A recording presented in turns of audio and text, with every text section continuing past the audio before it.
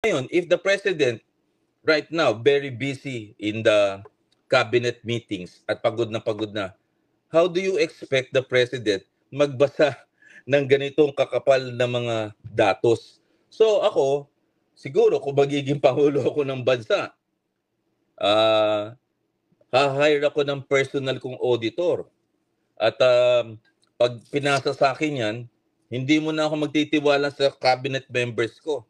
Ipasasummarize ko doon sa auditor, pag alis sila, bigyan mo ako ng 1 week. Tama ba yung ginawa nila or hindi tama yung ginagawa nila? Para sa ganun, meron kang attention to details, may rigor ka din, para sa ganun, hindi ka naloloko nila. Tapos, pag pababalikin mo sila, di sasabit naman sa iyo yan bago mag-Christmas break. At I'm sure, meron ka na ngayong output. Hindi ka maloloko. Kasi yun ang sinasabi ko, dapat may pre-audit ka. Ang tawag dyan, pre-audit. Ibig sabihin, ang ating audit kasi post-audit Nangyari na wala na. Dapat pre-audit, what will go wrong? Yun ang pinakatama, what will go wrong?